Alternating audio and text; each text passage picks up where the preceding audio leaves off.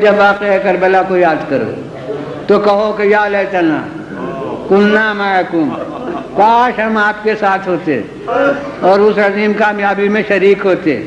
اور میں کہتا ہوں کہ اسی میں ہمارے گریے کا پس منظر ہے۔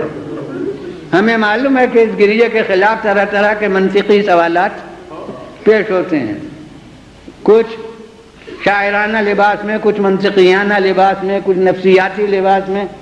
تو انہی میں سے ایک یہ ہے کہ یہ رونا تو بزدلی ہوتا ہے۔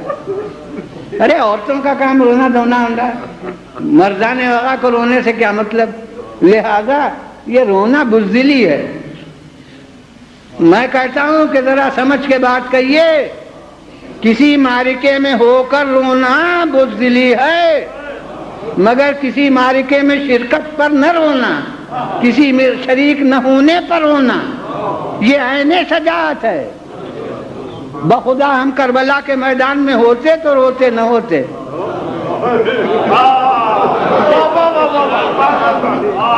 کربلا کے مجاہدین میں کون تھا جو روتا ہوا گیا؟ کیا ابو ہریرہ ہمدانی روتے ہوئے گئے؟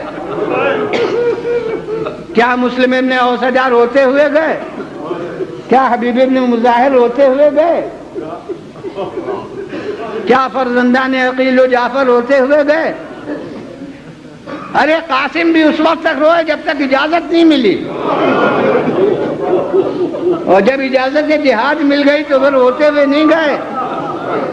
کیا عباس روتے ہوئے گئے؟ کیا علی اکبر روتے ہوئے گئے؟ مولا بھی ہمارے عزیزوں کے اوپر روئے،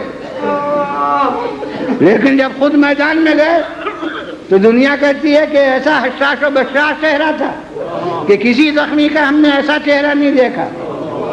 تبری کے مورخ نے لکھا ہے کہ میں نے کسی کو نہیں دیکھا جس کے عزیز مارے جا چکے ہوں اور وہ حسین سے زیادہ مطمئن اور بشاش نظر آتا ہو۔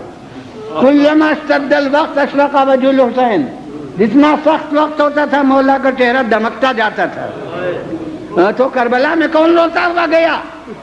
لیکن زین العابدین عمر بھر روئے۔